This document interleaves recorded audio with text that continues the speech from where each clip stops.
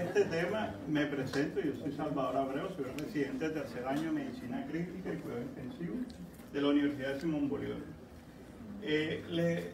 Hemos colocado este tema no para enseñarles a colocar catéter venoso central, aquí todos hemos puesto catéteres y sabemos las técnicas, ¿cierto?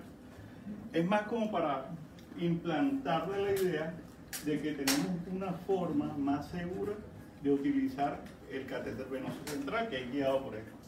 Entonces vamos a hablar un poco sobre esto. Ya todos conocemos la técnica tanto yugular como subclavio y femoral, ¿cierto? Y ya sabemos las referencias anatómicas y sabemos cómo colocar el catéter, pero la pregunta es la siguiente: ¿a cuánto nos ha pasado que al colocar el catéter venoso central en la primera intención no logramos hacer el acceso? Segundo, a veces vemos que no podemos hacer y lo que terminamos es multifuncionando el paciente.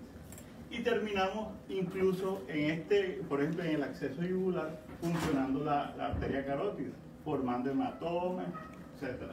A veces incluso nos frustramos porque a veces se espera no hallar el vaso y nos vamos más profundos.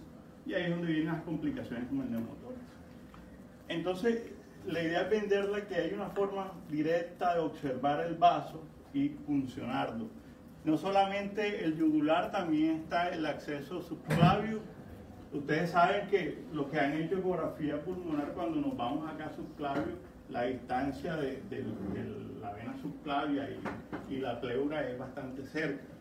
Están a menos de 3 milímetros. Es por eso que cada vez que nosotros accedemos de forma subclavia tenemos un alto riesgo de generar un trauma mecánico.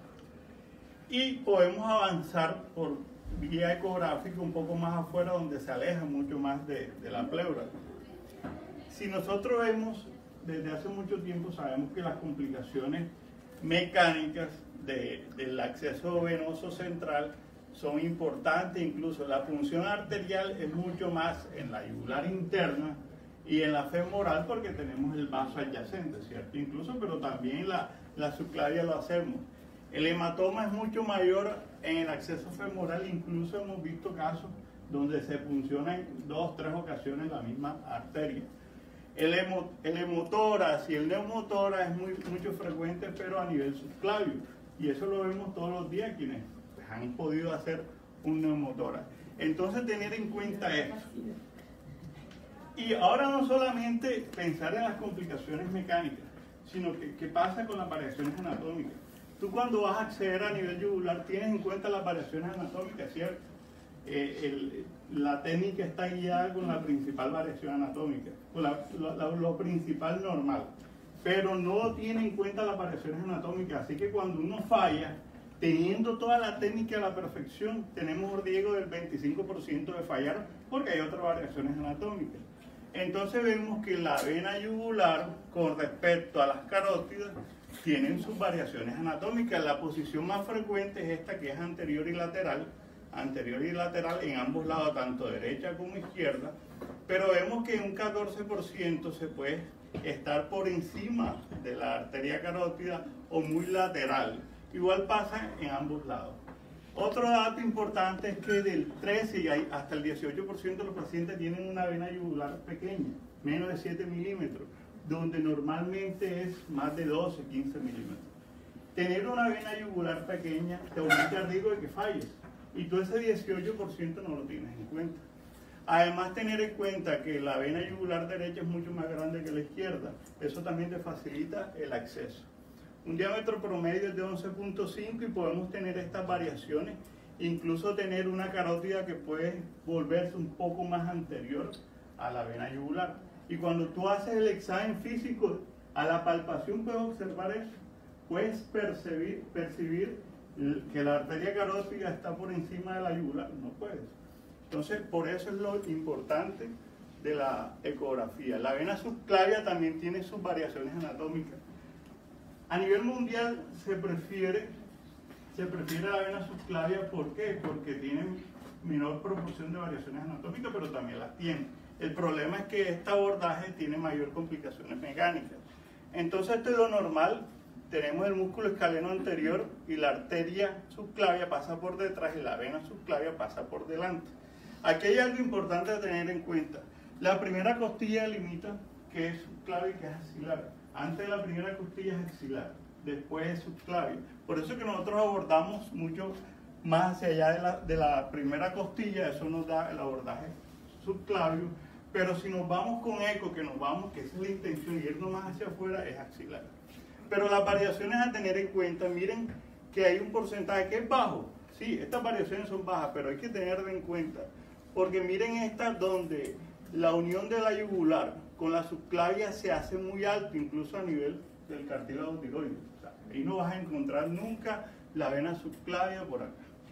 Si vemos en este caso, los dos elementos, tanto la arteria y la vena, están por detrás del músculo escaleno, cosa que no debe pasar, y se hace mucho más profunda. Y tenemos variaciones donde la arteria subclavia está anterior, y ahí sí vamos a tener mayor riesgo de punción arterial, y donde se bifurca la vena subclavia. Son poco frecuentes, pero también la vamos a encontrar. Y igual pasa con la vena femoral. En la vena femoral esto es lo común, el mayor porcentaje. También estas variaciones son muy bajas, pero se pueden presentar una arteria femoral anterior, o sea, por delante de la vena, una un poco muy alejada, por eso a veces puncionamos y fallamos y no estamos dándole a la arteria, pero no le damos a nada. Y hay otras que vienen unas ramificaciones donde van ellas. Pero adicionalmente llevamos las variaciones anatómicas, ¿cierto? Pero adicionalmente a esas variaciones y a las complicaciones mecánicas, también tenemos que saber las complicaciones adquiridas. Tú no puedes saber cómo está esa vena sin verla ecográficamente. Entonces, tener una vena yugular trombosada, ahí tú vas a intentar, nunca vas a tener retorno. O tener un trombo en la subclavia. Miren que la diferencia entre esta luz derecha y la luz izquierda es mucho mejor. Los pacientes que han tenido catéteres permanentes, los pacientes con diálisis, los Pernancap, esos pacientes se les fibrosa la vena y la luz se hace muy pequeña. Y también genera una fibrosis alrededor del vaso que va a dificultar la punción de ese vaso.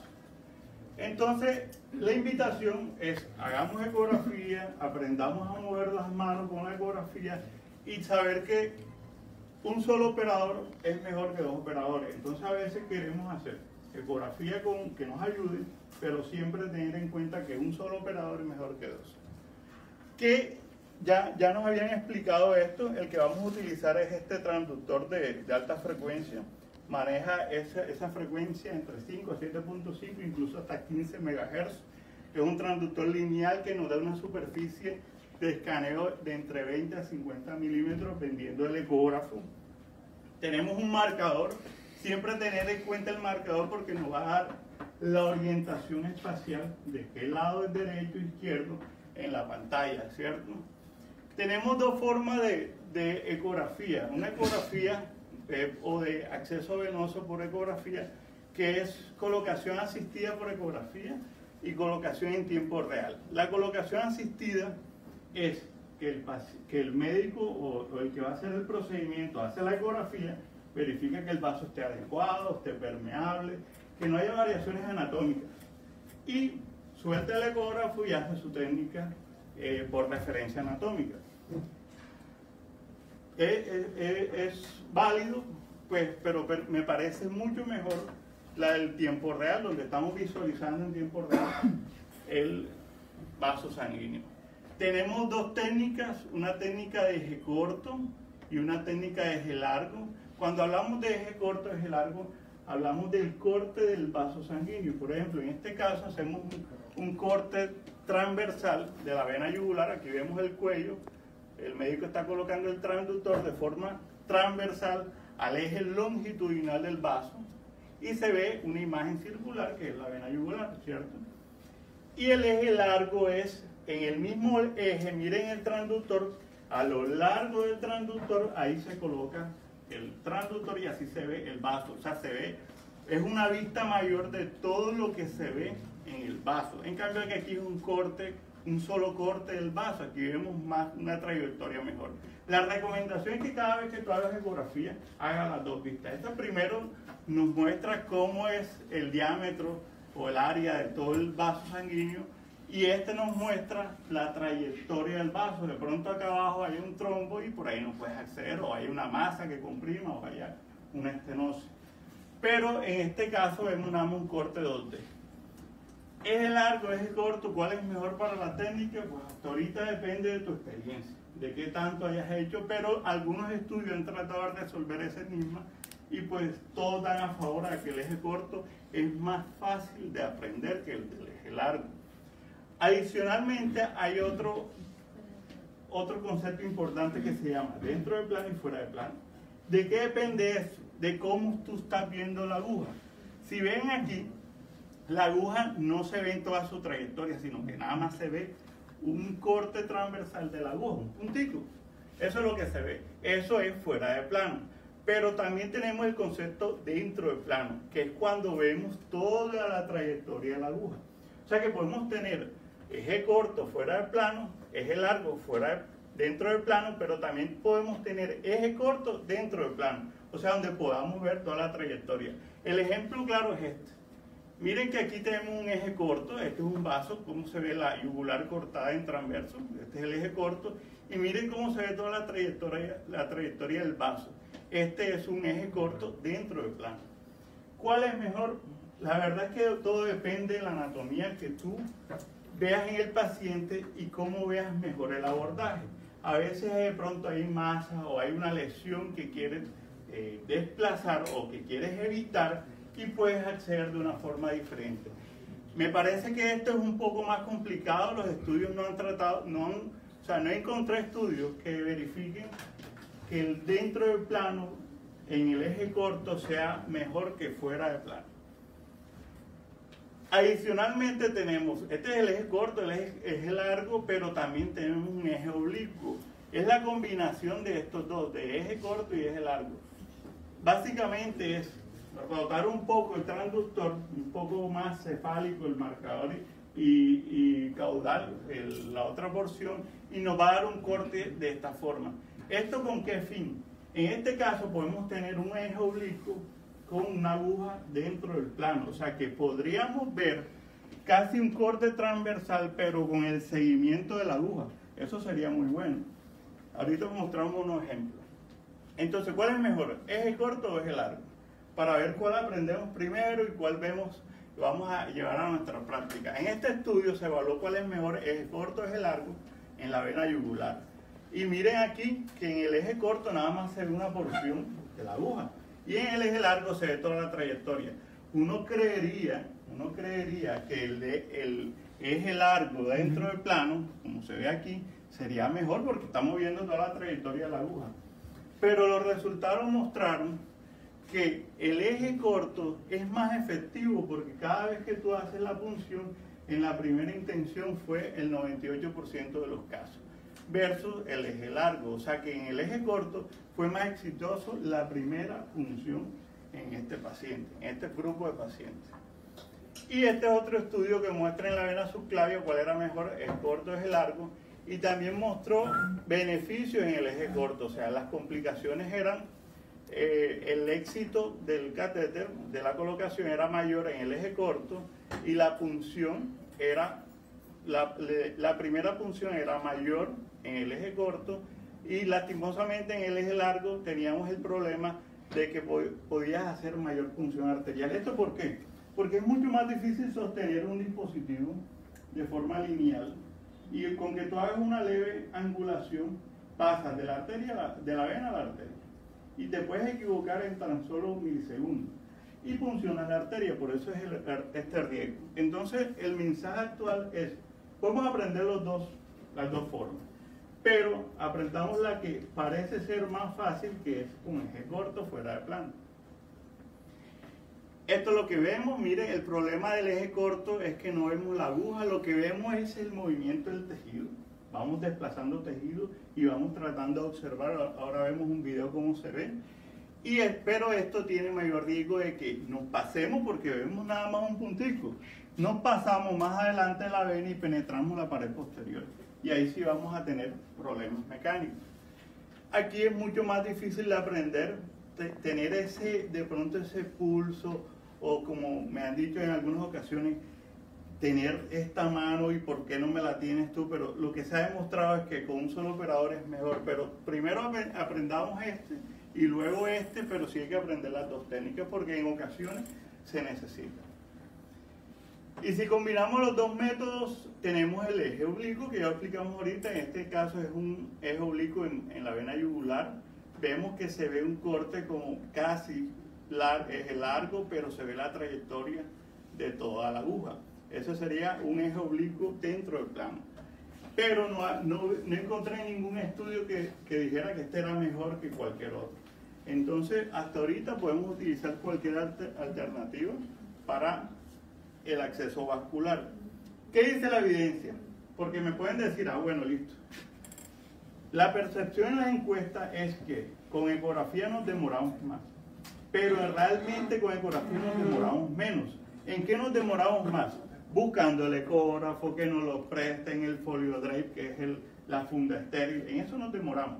Colocando el paciente, acomodando el ecógrafo, que si así no me gusta, que un poquito más, ¿cierto? Entonces, pero la evidencia dice que nos demoramos menos en la punción, en el procedimiento como tal. Y la evidencia entre la técnica de referencia anatómica versus guiado por eco, ¿qué dice? Cochrane en este estudio mostró que las complicaciones en tasa total era a favor de ecografía. O sea que entre un 4% guiado por eco y un 13.5% por referencia anatómica, ¿con qué nos quedamos? Con un 4%. También el número de intentos hacia el éxito fue a favor de ecografía, o sea, una sola punción. Miren, nosotros hemos tenido pacientes con 10.000 plaquetas. ¿Ustedes creen que con 10.000 plaquetas va a perdonar varias punciones? Entonces, ¿uno qué quiere? Que sea una punción única, ¿cierto? En ese caso, la ecografía es muy importante. ¿Qué dice en la guía? La guía de ecocardiografía del 2011 dice, esto es una guía de la Sociedad Americana de Ecocardiografía, pero es sobre canulación y A por eco.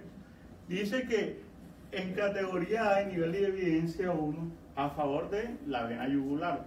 Ellos nada más establecen ese mejor recomendación en la vena yugular y no tanto para subclavia y para femoral, porque era 2011 y en ese punto de la instancia no tenían tantos estudios. Intensive Care también dice que guiado por eco es mejor, y Critical Care también dice que mucho mejor en el paciente crítico guiado por eco. Incluso se han hecho estudios en pacientes que están en shock, en parada cardíaca, y para el acceso vascular también es mejor guiado por eco. Entonces la técnica, vamos a resumirla en estos 5 puntos.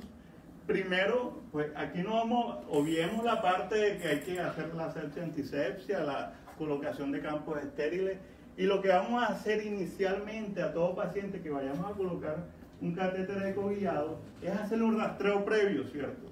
No podemos coger y llegar a la subclavia y listo, vamos a poner la asepsia, la bajamos y ponemos todos los campos y después hacemos el eco, porque de pronto ese acceso no es viable. Entonces primero la anatomía y la inserción de la localización de la vena, y miren que este es un ejemplo de una vena yugular. Esta vena yugular se ve, este es un corte eje corto, ¿cierto? Se ve la vena yugular grande, mucho más grande que la arteria carótida. Aquí se ve la tiroides. Y vemos que con la compresión fácilmente la vena se colapsa.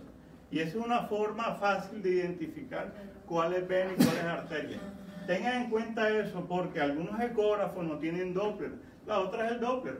Tú le haces un Doppler color y se ve que el flujo pulsátil es de la arteria y el flujo continuo es de la vena. La otra es el Doppler pulsado, que también se puede evaluar. Pero tener en cuenta eso. En este ejemplo, miren esto. Esto es un caso que nos sucedió aquí en la clínica. Vemos una arteria carótida esclerótica y vemos una vena yugular pequeña. Está bastante pequeña porque siempre la vena yugular mide entre 2 a 3 veces más lo de la arteria carótida. Y miren que durante inspiración, el paciente está en ventilación mecánica. Durante inspiración, ¿qué hace? Se colapsa. ¿Y tú crees que con referencias anatómicas tú vas a poder ver ¿O es que quien me dice que utiliza o inserta la aguja durante expiración? O deje de respirar un momentico. Nadie lo hace. Y por eso que a veces la fallamos. A veces no llegamos aquí porque no tenemos en cuenta el ciclo respiratorio. Pero miren que aquí sí lo vemos, en pacientes en shock también pasa eso. Y también, ¿qué pasa? En los pacientes que tienen respiración toracoabdominal, la vena yugular empieza a moverse. ¿Por qué? Por la utilización del músculo accesorio. Empieza a moverse y uno empieza con el baile, ¿dónde va, y hasta ahí la cosa. Pero si ven cómo es de útil la ecografía. Este es subclavio, este es mucho más axilar. Acuérdense que el abordaje axilar, depende, puede ser igual para ambos entre axilar y subclavio, pero depende de la localización de la primera costilla. Es mucho más seguro esta técnica que cualquier otra, ya que está más lejos de la pleura. Igual la yugular es importante, pero el problema de la yugular es que tiene mayor riesgo de infección. Y acá es mucho más cómodo para el paciente, la axilar o la subclavia es mucho más cómodo para el paciente. Entonces vemos cómo el operador comprime y colapsa la vena y con Doppler se ve el flujo continuo y el flujo pulsátil de la arteria. Esa es la forma de diferenciarlo. En este caso es femoral, estos son los vasos femorales, miren cómo al comprimir colapsa la vena femoral y la arteria permanece igual. Este es un caso de un paciente, miren aquí nos pasó acá, un paciente encamado que tenía rigidez articular, coxofemoral y de rodilla, y era difícil el posicionamiento adecuado del paciente, o sea, la extensión del miembro inferior. ¿Y qué pasaba? Combinado de pronto a una variación anatómica, la vena femoral siempre estaba posterior o por debajo de la arteria femoral. En este punto era muy difícil hacer un abordaje normal de un paciente que tenemos por referencia anatómica. Y aquí teníamos mayor riesgo de punzar la arteria femoral.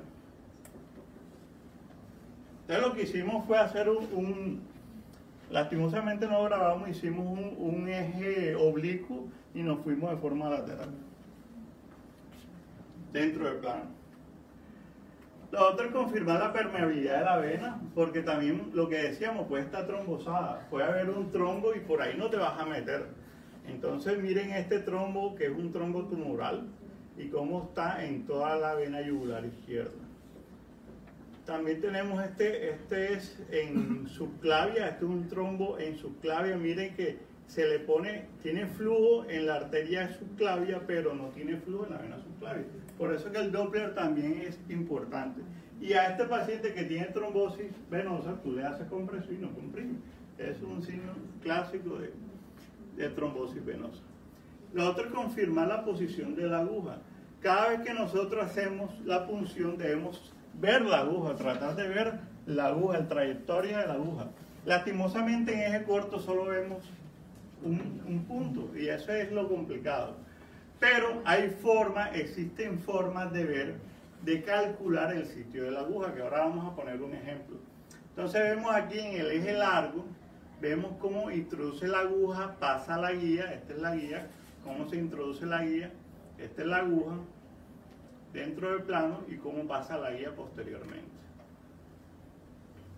Esto es lo que debemos hacer, siempre tener en cuenta, este es un paciente en Trendelenburg, la posición del paciente no varía, por ecografía no quiere decir que va a cambiar la técnica, la posición del paciente. Incluso la rotación de la cabeza descubre y se anterioriza mucho más la vena yugular. Y siempre viendo el ecógrafo. No es que hay muchos se desesperan y sueltan, o de pronto ni sueltan el ecógrafo, sino que se van ya por referencia anatómica. Pero tener en cuenta que primero, la referencia anatómica la aprendimos, siempre tenerla en cuenta incluso cuando estamos, porque podemos combinar las dos técnicas y así tener mayor éxito. Y siempre viendo el ecógrafo. Es entre el ecógrafo y la posición anatómica. ¿Cómo calculamos dónde está la vena? Porque no solamente es coger y funcionar y listo, y ver dónde está, porque acuérdense que eso es una imagen 2D. y nosotros vemos en 3D. El problema es este, que aquí está la vena, aquí está el transductor y cómo sabemos dónde ubicar la vena. Esta es la forma. Esto es un artículo muy interesante que se llama Pidiendo la ayuda a Pitágoras, donde se utiliza el triángulo rectángulo de Pitágoras. Y el triángulo rectángulo de Pitágoras habla de que un triángulo rectángulo tiene dos lados iguales, con un ángulo de 90 grados y dos ángulos de 45 grados. O sea que yo calculando la profundidad del vaso, puedo saber en qué punto penetro yo la aguja y en qué punto voy a localizar la vena. Este es el ejemplo, miren. Si yo hago una ecografía aquí, este sería el eje corto, ¿cierto? Esto es más que todo para eje corto. Hago una ecografía aquí, mido la profundidad. En este ejemplo puse 4 centímetros. Recordar que debe ser en el centro de la luz del vaso. 4 centímetros, ¿verdad? Y aquí hacemos un ejemplo gráfico y vemos que si conocemos 4 centímetros, que es la profundidad, a 4 centímetros vamos a introducir la aguja. Entonces ya conocemos el ángulo de 90 grados. ¿Qué otro ángulo nos falta? De 45 grados. Entonces la aguja ingresa a 45 grados. Y así vamos a introducir la aguja. Debemos localizarla porque ustedes saben que la matemática es esa. Bien. Además, miren, esto es lo que pasa. En el abordaje yugular vemos el puntico cómo introduce el vaso, la vena yugular, y aquí estamos dentro de la luz del vaso. Esa es la forma como encontramos el vaso y teniendo en cuenta el triángulo rectángulo de Pitágoras. En este otro ejemplo vemos el operador, cómo se ve el movimiento de los tejidos. Eso es lo que vemos, no vemos la aguja y vemos cómo logra acceder al vaso. Ya teniendo el vaso tenemos que dejar de utilizar el ecógrafo. Pues ya en ese momento no nos sirve de nada. Lo que no debemos hacer es lo que hace el operador de este artículo, de que es tirar la sonda. Acuérdense que estas sondas son muy valiosas y no se la vayan a ganar, no se vaya a caer. Tengan en cuenta que también debemos verificar la posición no tanto de la aguja, sino también de la guía y del catéter. Así que no alejen mucho ni contaminen la sonda o el transductor para utilizarlo posteriormente. En la forma de eje largo es diferente. Ahorita utilizamos en el eje corto el triángulo rectángulo de Pitágoras, pero en eje largo, donde vamos a ver toda la trayectoria, es diferente. En este caso utilizan una base de aguja que estaban estudiando estos autores, pero eso no lo tenemos en todos los casos. Lo que hacemos es esto: como ya tenemos el transductor en una colocación en eje largo, vamos a ver el vaso hacia lo largo, ¿cierto? Y vamos a poder ver la trayectoria del vaso. ¿A qué ángulo vamos a entrar? Vamos a tratar de entrar muy cercano al transductor. Muy cercano al transductor. Si ustedes ven los transductores lineales, tienen incluso un marcador. Tienen marcador tanto para la punción en la parte central del transductor, y también tiene un marcador hacia los bordes laterales que indica la parte central del transductor. Entonces, tener en cuenta eso para saber dónde vamos a ingresar en el transductor lineal. Lo que vamos a hacer básicamente es esto. Este es el transductor y vamos a ingresar por todo el borde del transductor a un ángulo de 30 grados. A este ángulo de 30 grados ya podemos ver cómo penetra la aguja directamente al vaso. Esto es lo que hacemos con un eje largo y se ve de esta forma. La introducción y la trayectoria total de la aguja, que eso es lo que queremos. El problema era lo que decía, que si se mueve o se angula un poco el ecógrafo, funcionamos el vaso adyacente. Y por último, confirmar la posición del catéter en la vena. Entonces ya después vemos cómo queda dentro el catéter, eso lo verificamos. Y otro detalle importante también es hacer, bueno, miren, hay unas consideraciones especiales para cada sitio anatómico. Por ejemplo, en la parte yugular, tener en cuenta que la rotación hacia 45 grados de un lado expone más la vena. Y eso no, hay instructores que dicen, listo, no, Si tú lo tienes por ecografía, incluso no debes rotarla, pero te tienes que ir muy inferior, donde la trayectoria no cambia. Pero si te quieres ir más arriba, sí te va a cambiar, entonces a 45 grados te va a exponer mejor la vena yugular. En el acceso subclavio, que en este caso me gustaría más llamarlo como acceso axilar, porque la idea es alejarnos de la clavícula, esta posición neutral dificulta el tamaño de la vena axilar. Entonces, una abducción o abducción mejora el diámetro de la vena. Y adicionalmente, si nosotros le colocamos cualquier cosa que nos anteriorice el hombro, vamos a exponer mucho más la vena axilar. Entonces, con estas dos maniobras podemos ver de mayor diámetro la vena axilar. Y en el acceso femoral, esta posición es la recomendada. Una posición también de rotación externa y abducción del miembro inferior derecho para poder exponer mejor la vena femoral. Importante hacer dos cosas. Primero, una revisión, no solamente postcatéter, también precatéter, porque a veces un compañero no logró acceder y listo, podemos verificar con ecografía pulmonar, que ya el doctor Danetra habló al principio, si el paciente tenía un neumotórax posterior al primer intento. Luego que tú esperaste el ecógrafo y verificaste, puedes ver si tiene o no tiene sliding lung, que básicamente es el deslizamiento de la pleura. Este caso, un paciente que está normal, ¿verdad? Y en el otro caso vemos que no se mueve para nada. La pleura, el deslizamiento pleural no está. Este es un ejemplo que tuvimos aquí, lo presentó el profe Danetra, lo tuvimos aquí, que era un paciente post-catéter, y vimos cómo vemos que el paciente tiene un neumotor y también se inestabilizó después del catéter. Otra cosa también recomendada que no está aquí es la verificación si estamos en vena o en arteria. A veces porque el paciente está en shock, el paciente o tiene como un ECMO o un soporte circulatorio y no hay flujo pulsátil. De pronto tú te vas aquí a femoral y no sientes el pulso, ¿verdad? ¿Cómo te guías? Es mejor por ecografía. Y si tú logras colocar el catéter, ¿tú cómo sabes si estás en vena o en arteria? Una verificación importante y fácil de hacer es con ecocardiografía. Puedes coger y agitar solución salina con burbujas y saber si llega a cavidad derecha, estás del lado correcto. Si no, puedes estar del lado incorrecto. Y lo otro, saber que la distancia, si te pasaste, porque hemos visto, y compañeros saben, hemos visto catéter que llegan hasta ventrículo derecho.